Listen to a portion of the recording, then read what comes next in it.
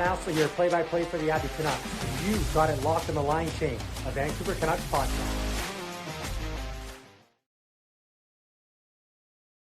What's up, Canucks Nation? Welcome back to the Line Change. And if you're new, welcome to the Line Change. Now, let's be honest, at this point in the season, we aren't checking the playoff standings. We're checking the lottery odds. You guys have been calling for a tank commander to lead us to that first overall pick, and it looks like there's a chance it could still happen. So you're saying there's a chance. But who is the prize at the end of this tunnel? Today, we are looking at the 10 elite targets for the 2026 NHL Draft that make every loss this season feel like a win for the future. We're talking about the high-end skill to lead a new core and the grit this team is missing. This is your 2026 Canucks Big Board. Let's dive in. Before we go over the names, though, and let's do a little refresher on just how many picks the Canucks have. Remember, the Canucks have 10 picks just this year alone. The most picks we've ever had going into a draft. And obviously, a lot of Canuck fans are very excited for this year's draft because of all the picks that we have. So as I mentioned, we're going to do a quick little refresher on how many picks we have, and then we will dive into those 10 targets that I mentioned. So let me just bring this up onto the screen here for you guys so you guys can see. As you can see here, I wasn't kidding. Canucks have a whole crap ton of picks for just this year alone. Obviously, they have 2 first-round picks. They have 2 second-round picks.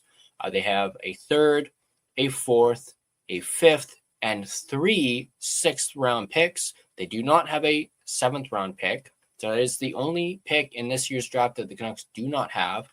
Obviously, the Canucks have their own first-round pick, which is, at least as of the time of this recording, and based on where they are in the standings, is guaranteed to be a top 3 pick if they do finish 32nd in the NHL. Of course, that Minnesota pick is more of a late first-round pick, probably in about the 20 to 25 range. The Canucks have their own second-round pick, which is likely going to be at the beginning of the second round. Remember, Ottawa received their pick back. The NHL ended up walking back their original decision on taking away Ottawa's first-round pick. So originally, the Canucks actually would have had 3 first-round picks, as they would have picked last in the first round, as well as first in the second round. But now the Canucks are officially picking 33rd overall, which will be the first pick in the second round. Now, they also have the San Jose Sharks second-round pick, which is supposed to be about, I believe it is a I want to say mid second round pick. I'm not 100% sure. They, of course, have Columbus's 3rd round pick that I believe they got in the Connor Garland trade. Also, they have their own 4th round pick. They have their own 5th round pick. Then they have their own 6th round pick, as well as Washington's 6th round pick, as well as Boston's 6th round pick that they both got at the trade deadline. And of course, we mentioned they do not have a 7th round pick. So who knows? Maybe they'll pick up a 7th round pick between the end of the season or I should say the off season and the draft. So a very short window. They could very well get a 7th round pick and then have a complete set for this year. And as we mentioned, we'll quickly go over the 2027 picks. They have their first round pick, 2 seconds, a third, 2 fourths, a 5th, 6th, and of course 7th. But we're not talking about the 2027 draft in this one. We are, as a matter of fact, talking about the 2026 NHL Draft, which is of course happening in Buffalo in June. And I know us Canuck fans absolutely cannot wait for the draft. We're all like, waiting for this season to finally be over, have the playoffs go through. And actually, remember, we are going to find out about the actual draft lottery about second round of the playoffs. So usually about probably late April. So probably in a little over a month is when we're going to find out if we actually are going to get the first overall pick. But again, do not fret if we do not get the first overall pick. We are still, if we finish 32nd, we are still guaranteed a top 3 pick. We cannot move down past 3rd overall. So either way, we're going to get a good pick in this year's draft with our first pick. Now that we've gone over the actual draft picks themselves and, the Canucks' picks, let's take a look at this article brought to us by our friends, or I should say our friend Dave Hall, friend of the podcast. He's been on the podcast before. Obviously, very looking forward to having him on again, especially the closer we get to the draft. We are planning on doing a draft video with Dave Hall. I'm not entirely sure when, but hopefully soon. And that's going to be absolutely great to get, obviously, his insight, as he is known to be the prospects guy. So he knows all things prospects, and we can get a whole lot of knowledge from him when it comes to these prospects that we're actually about to talk about. So let's go through it. He goes through 10 targets for the Canucks in this year's draft. Obviously, we're not just talking about the two big boys up at the top. He's talking about some other ones, some later ones, but we're going to go over 10 targets. So let's bring this up right here. Share this so you guys can actually see. We'll do 125. There we go. Maybe a little bit more. There you go. So we're going to go ahead and take a look at it. We'll start from the top. There we go. As I mentioned, this article is written by Dave Hall. He wrote this yesterday. And he goes on to say, with just a handful of games remaining on the NHL regular season, I believe it is 15 after last night, so 15 games left in the season, the Vancouver Canucks are nearly a lock to come away with a high pick in June. Probably more so than nearly, probably almost there to being an actual lock. Will it be first overall? Many skeptics will argue it's unlikely. In fact, the most likely outcome is a drop to third overall in the NHL Draft lottery, where they currently have the highest odds at 56%. So, again, remember what I said. Even if we drop to third, we're still guaranteed a top 3 pick, no matter what. But that obviously means probably we're out for when it comes to Stenberg or McKenna. But the good news, regardless of where the pick lands, the Canucks will walk away with a high caliber prospect and one with a strong probability of becoming an NHL player in some capacity. The challenge, however, is that this draft lacks consensus even at the height of its board. As of March, there is no clear-cut hierarchy at the top. In fact, many evaluators don't even agree on who should go first overall, let alone third overall. That may leave Vancouver in a fascinating position with one of the more difficult and pivotal decisions it will make in quite some time, perhaps ever.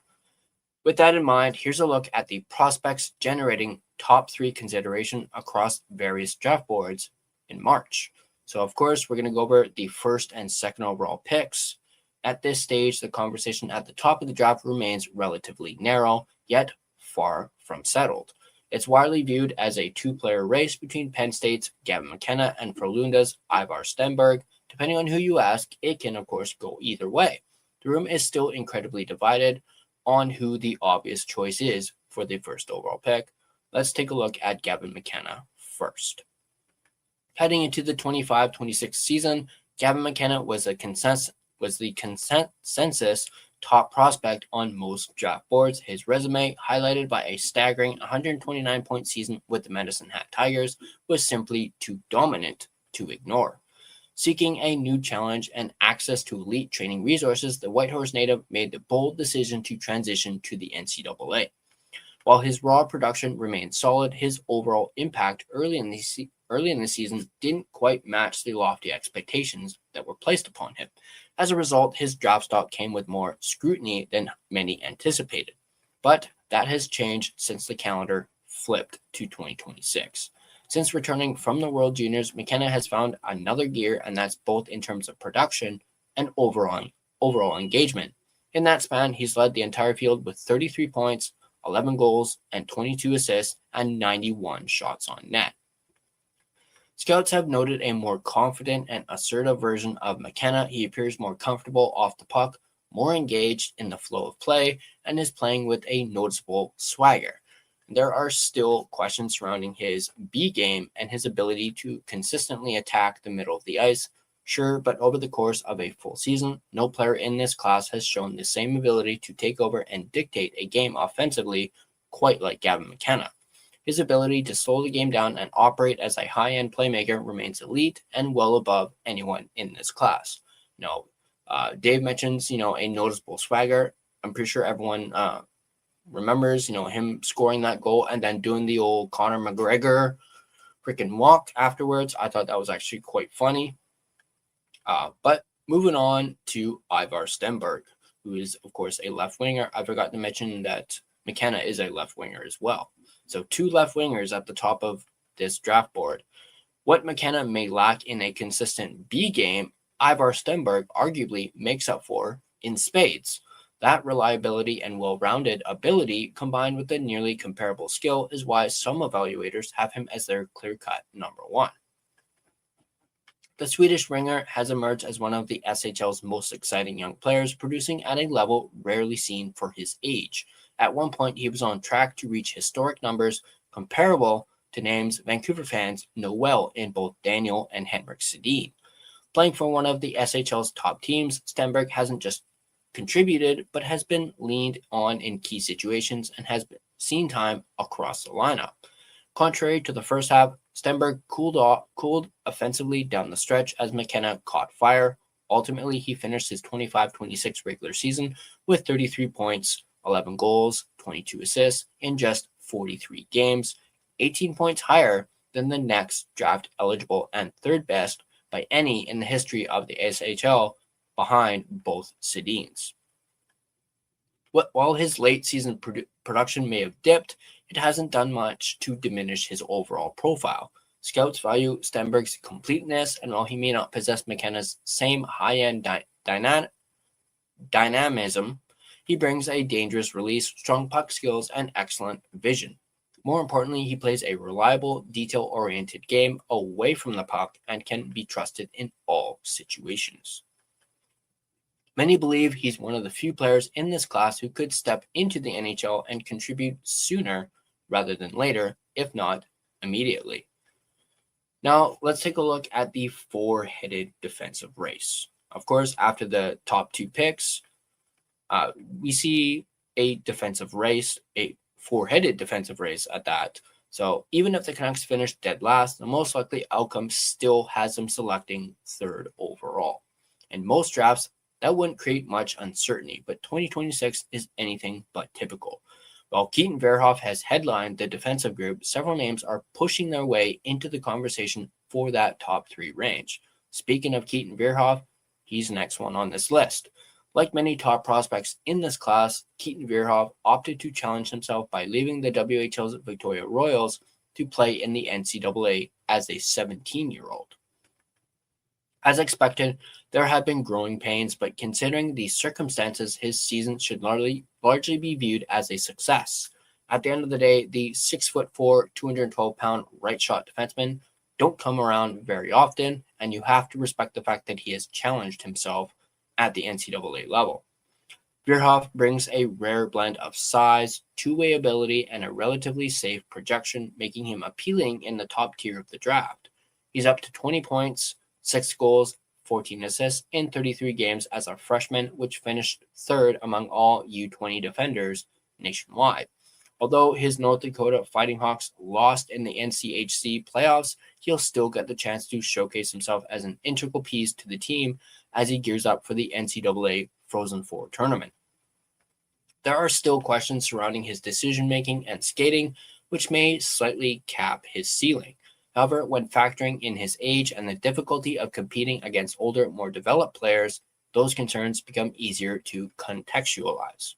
If he doesn't go in the top 3, he's a near lock to be selected in the top 5. Next up, we have Chase Reed, who's also a right shot defenseman. But don't look now, but Chase Reed is climbing draft boards with a vengeance. While Verhoff has received much of the early attention, Reed's dynamic offensive ability with the Sioux Greyhounds has been impossible to ignore. Today, it's simply a matter of splitting hairs, and where Verhoff offers stability, Reed appears to offer game-changing upside. His ability to impact the game in transition may be the best among defensemen in this class. He processes the game at a high level, moves pucks efficiently, and has the confidence to dictate play from the back end. Reed is constantly on the move, manipulative with the puck, and highly entertaining to watch. While his floor comes with a little bit of raw uncertainty, there's a legitimate argument that his ceiling could top out as the highest among defensemen in this draft. There's a real scenario where Reed emerges as one of the most impactful players from this class. Additional names such as Albert Smets and Carson Carrolls, both left-handed shot defensemen, have also begun to surface in the conversation.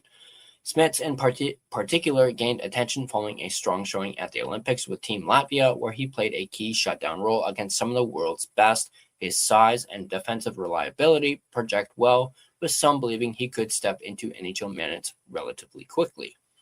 Carrolls, meanwhile, continues to impress in Prince George as one of the more dynamic offensive defensemen in the class. He currently sits in the top 5 in defensive scoring with an impressive 73 points in just 56 games. Now let's take a look at the center conversation. For the first time in years, the Canucks' organizational depth on defense is in a healthy place, with players like Z. Buyam, Tom Willander, and Elias Pettersson already making their way into NHL roles, and others such as Victor Mancini, Kirill Kudryavtsev, and Sawyer Minio pushing from behind. The focus could and probably should shift elsewhere. That brings us to the centers, which is a position that remains relatively thin in this draft class. First up, we have, of course, Caleb Malhotra. The family connection to the Canucks organization writes itself. That said, Caleb Malhotra has earned his place in this conversation on merit alone as a high-character player. Playing on one of the OHL's top teams, Malhotra has been a driving force rather than a passenger. He leads the rookie race with 81 points and sits 9th overall in league scoring, which is an impressive feat for any player, let alone a draft-eligible one. Malhotra plays a detailed, well-rounded game. He's competitive, drives the middle of the ice, and flashes high-end skill in tight areas. His defensive habits further strengthen his profile, making him one of the more reliable two-way centers in this class. As you can see from this tweet here, Caleb Malhotra is a massive riser. I love his trajectory, going from the BCHL to a key player on the top team in the OHL. Very detailed player with good size and soft hands, excels in front of the net and at feeding passes in front. He's pushing hard for a top 10 spot. Of course, this tweet was all the way back in December. The main question revolves around the ceiling. Some may see him as more of a safe projection, perhaps comparable to a player like Braden Coots, rather than a true top-line center. Still, his profile feels like that of a future NHL middle six center with a high probability of success. Is that limited ceiling worth selecting with the 3rd overall pick? If the Canucks do miss out on Stenberg or McKenna, that, of course, remains to be seen. Next up, we have Tynan Lawrence. We featured Tynan Lawrence earlier in the season at Canucks Army when we named him as one of the top 4 players in the conversation for the top spot in this year's draft. Unfortunately, his stock has fallen somewhat aggressively since that article. After missing much of the first half of the season with injury, Lawrence played just 13 USHL games before making the bold decision to join BU, Boston University mid-season. It was, of course, a gamble and one that hasn't fully paid off. Production-wise, it's been extremely disappointing. There's no way to sugarcoat that statement. With his season now complete, he managed just 2 goals and 7 points through 18 games with the Terriers. But much like it does with McKenna and Verhoff, context matters. If anything, he's shown just how hard a league the NCAA can be. He remains a smart, transition-driven center with strong habits and a solid two-way foundation. The tools that once made him a top-tier candidate are still present, but the question now becomes whether teams are willing to bet on the upside despite the underwhelming production. It's not as if he's played poorly in his NCAA transition. He just hasn't popped as you'd hope for a potential top 5 draft candidate. The ceiling remains that of a top 6 center. That the risk, however, is much more evident, and the big question now remains, is it worth the risk this high in the draft? Next up, we have Viggo Bjork. Viggo Bjork made a name for himself on the international stage with an impressive showing at the World Juniors, but for those tracking this class closely, that emergence wasn't much of a surprise. While his raw production, 15 points in 42 SHL games, doesn't really jump off the page, it can't be stressed enough how rare it is for a draft-eligible player to handle top-line center duties in the SHL. Bjork has done so with confidence. He plays with a relentless motor and doesn't shy away from contact despite a smaller frame. He's, of course, 5'10", 172 pounds. He also carries one of the best hockey minds in the class, and one that should warrant top 3 traction. His ability to not only handle but dictate play against older competition has been one of the more impressive elements of his game. But you simply can't ignore the size. Smaller forwards, even highly effective ones, often slide on draft day. With that, Bjork could realistically land anywhere from the top 10 to the mushy middle of the first round. If that's the case, he's likely going to be one of the biggest steals in this draft. And that is it, apparently. Those are your top 10 targets for this year's draft. Quite the list, obviously. I have been thinking for some time now when it comes to Malhotra. Obviously, I've made it known on this channel that I'm very high on Malhotra. I really want the Canucks to get him, obviously because of that family connection to the Canucks. The fact that his dad coaches Abbotsford, and we are, of course, hoping that Manny eventually ends up coaching the Vancouver Canucks one day. But I will admit, lately, I've kind of gotten a bit of a funny feeling that there's probably a good chance that Malhotra actually ends up getting drafted or stolen by the Calgary Flames. I just got, don't, chew me, don't chew me out for that, but I don't know why. I just got this sneaking suspicion on that Calgary, with the way their season has ended or is shaping up to be ending, they could very well steal Caleb Malhotra if they get a top 5 pick. So that is, of course, my worry is that the Flames are going to steal him and he'll be in this division and we'll have to face him. So, but that is just a little bit of a hunch. Let me know what you guys think in the comment section down below. Also, if you guys enjoyed this video, be sure to, hit that like button, subscribe to the Line Change, and be sure to have your notifications turned on so you don't miss more in-depth analysis of your Vancouver Canucks. All right, let's get into the draft odds, or the lines and odds. So let's go ahead and take a look at it for today. There we go. What are we going to go with today? Let's go with the Penguins and the Carolina Hurricanes. The Penguins are at a plus 1.5 on the puck line and a minus 192. The Hurricanes are at a minus 1.5 and a plus 160 on the puck line. The Penguins are a plus 124 on the money line, and the Hurricanes are a minus 148 on the money line. A quick reminder that these odds are, of course, subject to change, and of course, please play responsibly. But I want to give a shout out and thank you to the sponsor of this video, none other than DraftKings Sportsbook, which is an official sports betting partner of the NHL. DraftKings Sportsbook, an official sports betting partner of the NHL, is built for the fastest game on ice. With player props and live betting, every shift, every shot, every save gives you options to get in on the game with DraftKings Sportsbook.